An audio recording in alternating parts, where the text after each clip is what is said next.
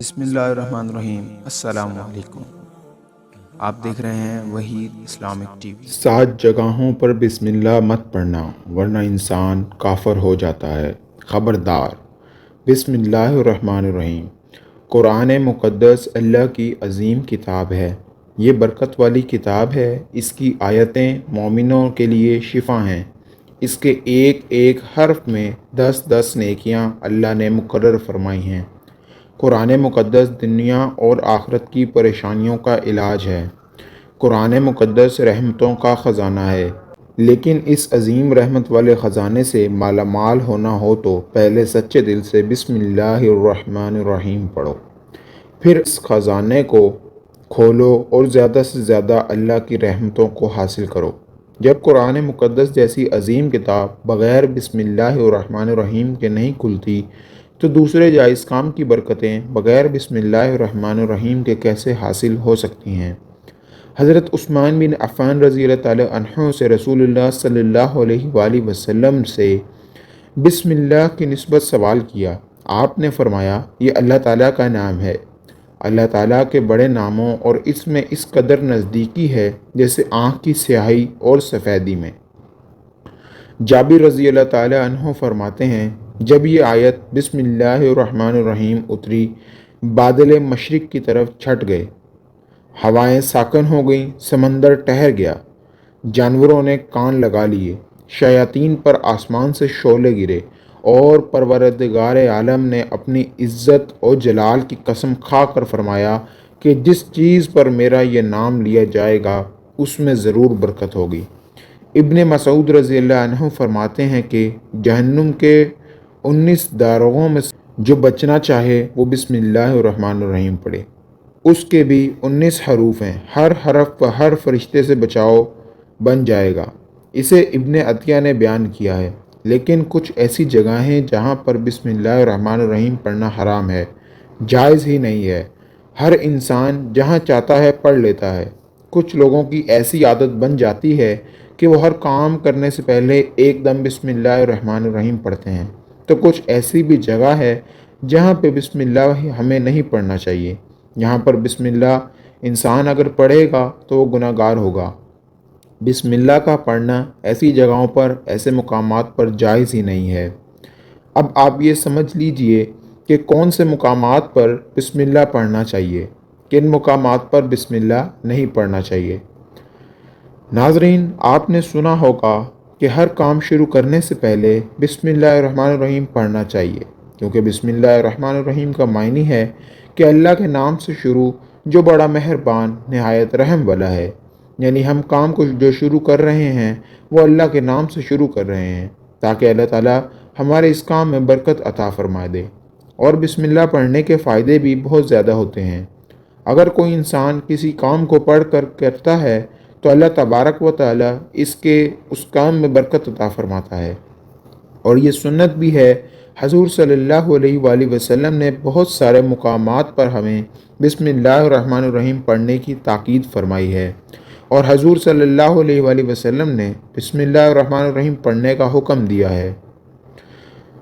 اب اگر آپ کوئی بھی نیک کام شروع کر رہے ہیں، اس نیک کام شروع کرنے سے پہلے بسم اللہ الرحمن الرحیم اگر آپ پڑھ لیں گے تو آپ کی سنت بھی ادا ہو جائے گی اور اس پہ آپ کو ثواب بھی ملے گا اور اس کی برکتیں بھی آپ کو ملیں گی۔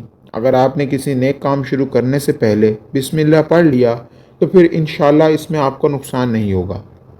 اللہ تعالیٰ خود آپ کا حامی و مددگار اور ناصر بن جائے گا، کیونکہ آپ نے اپنے اس کام کو اللہ کے نام سے شروع کیا ہے کہ ہمارا کام تھا کرنا، اور بندہ کیا کرتا ہے جو اس کے بس میں ہوتا ہے۔ بندہ تو اسباب اختیار کرتا ہے، اور بندہ کر بھی کیا سکتا ہے۔ بندے کے ذمے صرف اسباب کا اختیار کرنا ہے کہ آپ کسی کام کو کرنے سے پہلے سبب اختیار کریں کہ ہمیں یہ کام کرنا ہے، باقی آپ اللہ کے سپرد کر دیں۔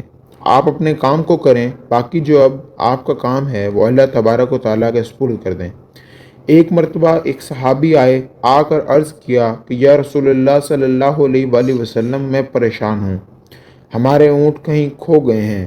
تو آپ صلی اللہ علیہ وآلہ وسلم نے ان کو یہ بتایا کہ اللہ پر بھروسہ کرو، اور اللہ پہ بھروسہ ہی اصل چیز ہے۔ یہ بولو کہ میں نے اللہ پر بھروسہ کر لیا ہے، اللہ پاک کافی بہترین کارساز ہے۔ تو کچھ صحابہ کرام کہنے لگے کہ یا رسول اللہ صلی اللہ علیہ وآلہ وسلم، ہمیں اللہ کی ذات پر بھروسہ ہے کہ ہم اپنے اونٹوں کو ایسے ہی چھوڑ دیں؟ اگر ہماری قسمت میں ہوں گے تو ہمارے اونٹ واپس آ جائیں گے، اور مقدر میں نہیں ہوں گے تو چلے جائیں گے۔ ہمیں اللہ کی ذات پر بھروسہ ہے۔ تو آپ صلی اللہ علیہ وآلہ وسلم نے فرمایا کہ نہیں، پہلے اپنے اونٹ کو باندھو اور پھر اللہ پر یقین کرو۔ یعنی ہمارے ذمے کے جو کام ہیں وہ ہمارے اوپر کرنا لازم ہے۔ اسباب کا انکار کرنے والا جاہل ہوتا ہے، اسباب کا انسان انکار نہیں کر سکتا کہ نہیں ہم تو ہاتھ پہ ہاتھ رکھ کر بیٹھ جائیں گے، اب اللہ کھلائے کیونکہ وہ رازق ہے، وہ ہمیں کھلائے۔ لیکن آپ اپنی محنت کیجئے، آپ اسباب اختیار کیجئے، پھر اللہ کی ذات پر چھوڑ دو۔ آپ پہلے جاؤ مزدوری پر، آپ کام پر جاؤ، آپ کاروبار کرو، پھر اللہ کی ذات پر چھوڑ دو کہ اے پروردگار عالم، اب ہمارا جو کام تھا ہم نے کر لیا، آگے تیری رضا ہے اور تیری رحمت ہے کہ ہم امیدوار ہیں۔ صرف ہمارے کمانے سے رزق تھوڑی ملتا ہے، آپ نے کمایا بس کما کے لے آئے۔ اس کے علاوہ آپ غور کیجئے کہ دانے کو زمین سے نکالا کس نے، اس کے بعد پھر اس کو گیہوں کی شکل میں، پھر آٹے کی شکل میں بنا، پھر وہ روٹی بنتی ہے۔ ہم سمجھ رہے ہیں کہ ہماری محنت سے ہو رہا ہے، ہم نے روٹی بنائی، روٹی بنا کے وہ گوشت یا سالن یا سبزی ہمارے سامنے آئی، اس کے بعد ہم نے جیسے اس کو بسم اللہ الرحمن الرحیم پڑھ کے کھایا، تو اب ہمارے حلق پر ایک فرشتہ بیٹھا ہوا ہے، وہ فرشتہ اب اللہ سے اجازت مانگ رہا ہے۔ حلق میں ہماری دو نالیاں ہوتی ہیں، ایک نالی سانس کی ہوتی ہے، ایک نالی وہ ہوتی ہے جس سے رزق اندر جاتا ہے، کھانا اندر جاتا ہے۔ تو یہ دو نالی بالکل برابر ہوتی ہیں اور دونوں ایک ہی چھید ہوتا ہے، لیکن پھر وہ اندر جا کر الگ ہو جاتی ہیں۔ اب آپ یہ سوچ کر دیکھیے کہ فرشتے یہاں پر بیٹھ کر اللہ تعالیٰ سے پوچھتے ہیں کہ ہمارے ہر لقمے پہ کہ مولا اس لقمے کو زندگی کا سبب بناؤں یا موت کا باعث بنا دوں۔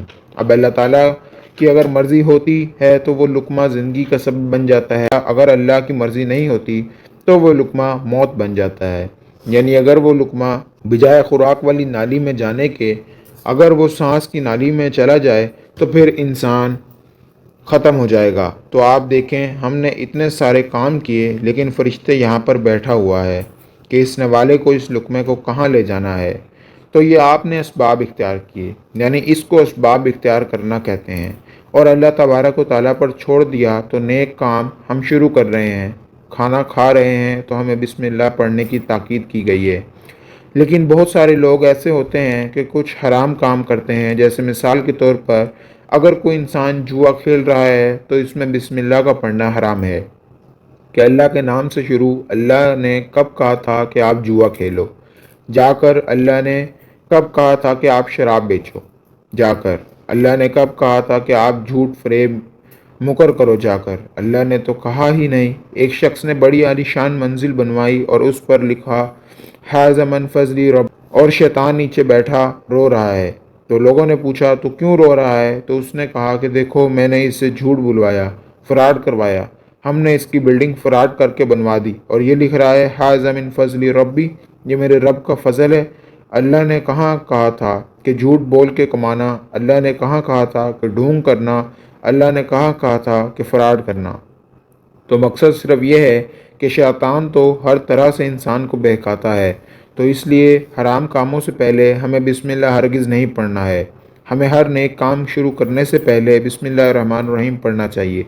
ہمیں احتیاط رکھنا چاہیے کہ جب ہم باتھ روم کے اندر داخل ہو چکے ہوں، نہانے سے قبل بسم اللہ نہ پڑھیں، باتھ روم میں جانے سے پہلے ہم بسم اللہ الرحمن الرحیم پڑھیں، اور باتھ روم کے نکلنے کے بعد جب کپڑے پہنیں تو پھر بسم اللہ الرحمن الرحیم پڑھیں۔